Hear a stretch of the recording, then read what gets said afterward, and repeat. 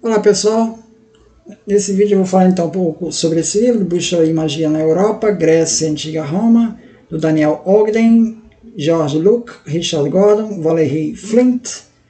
Essa é a sexta e última parte. Então eu vou falar sobre exatamente o declínio e a perseguição da magia. Tá? Vou tratar desses aspectos. O conceito, em Roma, o conceito de magia havia se confundido com o de maleficium, que era o crime, calúnia, envenenamento.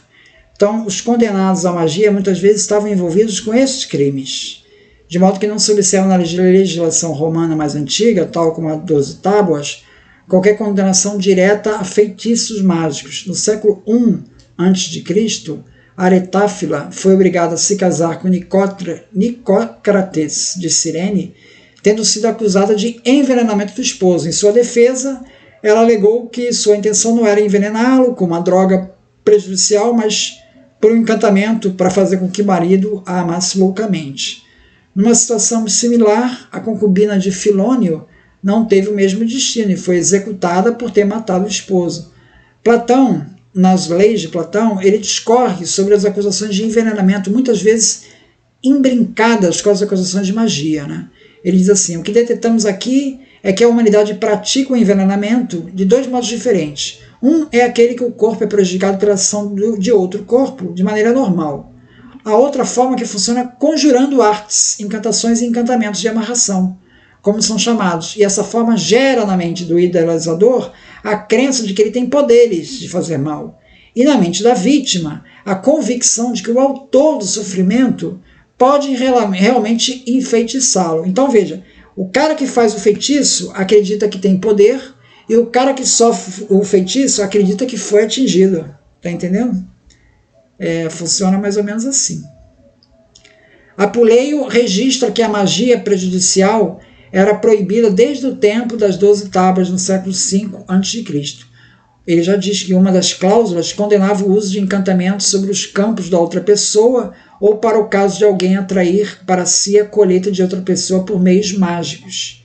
Então você veja que novamente aqui não é uma restrição à magia pura e simples, ela está vinculada a outra ação prejudicial. Sêneca via na primeira cláusula uma referência à invocação por meio da magia da chuva ou da seca fora de época. O cara fazia uma magia para que desse seca no terreno lá do vizinho. Plínio, em História Natural, conta a história de Fúlio Crésimo, que foi acusado em 150 a.C. de usar meios mágicos para atrair os produtos das colheitas de seu vizinho, o que mostra que o dispositivo legal dos 12 Tábuas ainda estava em vigor mais de 300 anos após promulgado. Richard Gordon observa que Cato, em Sobre a Agricultura, destacara os promissores resultados com o refinamento das técnicas agrícolas. No entanto, numa sociedade escravocrata, especialmente entre os pequenos fazendeiros, o recurso à magia ainda se mostrava uma alternativa presente. Uma lei específica para reger a questão da magia seria publicada apenas em 81 a.C., com Sila, a chamada Lex Cornelia. A Lei Cornélia previa a condenação dos assassinos e envenenadores, assim como praticantes de magia foram condenados, bem como declarava ilegal o Beneficium, que incluía procedimentos mágicos. Então, adivinhadores, encantadores e aqueles que fazem uso de feitiçaria para fins malignos, aqueles que conjuram demônios, que perturbam os elementos, que empregam imagens de cera destrutivamente, serão punidos com a morte.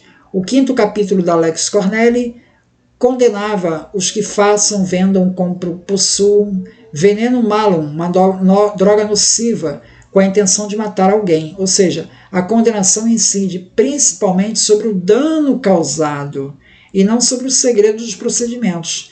Não estava muito claras as fronteiras entre as honras e rituais devidos aos deuses, que seria a religião, e aquele que poderia ser considerado como excessivo, o que os romanos chamavam de superstitio, significado diferente do que é superstição hoje, e que Cícero distingue da religião, da religio. O Código Teodosiano, ele traça uma demarcação entre magia e a proteção conferida pela Igreja. Ele diz assim: a ciência desses homens, equipados de artes mágicas, os quais comprovadamente trabalham contra a segurança dos homens ou que desviaram mentes virtuosas para a lascívia, será punida e merecidamente vingada pelas mais severas leis. Mas os remédios procurados para os corpos humanos não serão envolvidos em uma acusação criminal, tampouco a assistência que é inocentemente empregada em distritos rurais para os quais não haja medo de que a chuva destrua as colheitas. Então, pessoal lá do campo, contratar uma pessoa para chover ou evitar que chover, tudo bem, isso não é condenado pela lei. Ou para que as colheitas não possam ser despedaçadas por pesado granizo, uma vez que tais artifícios não comprometem a segurança ou a reputação de uma pessoa, mas por sua ação impedem as dádivas divinas e que as labutas do homem sejam destruídas. Eusébio Cesareia, em 335, refere-se aos encantos de amarração como ilegais, e Amiano Marcelino, em 359, refere-se aos praticantes de magia, que profanam túmulos como passíveis de execução. Com a promulgação das leis Ad Popolum de Constâncio, em 317 a 361, todos os praticantes de artes mágicas foram reduzidos à condição de malefício, e com a aproximação do crime de malefício com a magia, com a maiestas, crime de lesa majestade. Então, diz assim a lei: não haverá mais adivinhação, nem inquérito curioso, nunca mais. Quem ousar desobedecer perderá a cabeça pela espada vingadora do carrasco, ser ferido. Diocleciano, de 245 a 316, distinguia entre a geometria que deveria ser ensinada e aplicada ao bem público e a matemática executada pelos matematici e os astrólogos, prática condenável que deveria ser banida. Richard Gordon, contudo, destaca que até Constantino, em 321, não havia uma evidência legal pelo qual o mero conhecimento de magia fosse considerado ilegal. Está sempre ligado a algum prejuízo, né? As condenações invariavelmente eram acompanhadas dos prejuízos causados pela prática mágica. O jurista Ulpiano, em 150 a 223, ele destaca como a Lex Cornelia deveria ser implementada. Ele dizia assim: levantou-se a questão se o mero conhecimento dessa classe de homens, astrólogos e adivinhadores, seria punível, ou apenas seu exercício e prática. Os antigos escritores sobre o assunto legal diziam que era prática, e não o conhecimento que era proibido, mas recentemente tem havido opiniões divergentes. As mais importantes regulamentações podem ser encontradas em De Maleficis e Mathematicis etc. similibus, relativas a magos e astrólogos, no Codex Justiniano e no Codex Teodosiano. O Codex Teodosiano condena a prática de matemática, né? O Cânon 36 do Concílio de Laodiceia, de 360, condena abertamente a prática de magia pelo clero. No livro 4 de Confissões, Agostinho condena os matemáticos que praticam astrologia, o que revela que havia outros matemáticos que não praticavam astrologia. Ele se referia a tais impostores.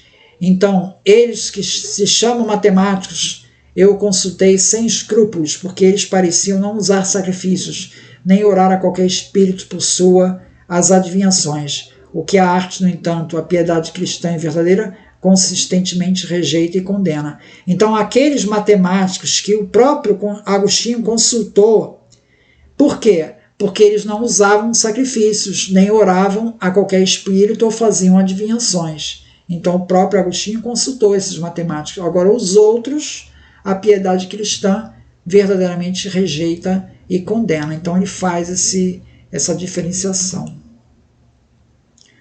Muito obrigado, então.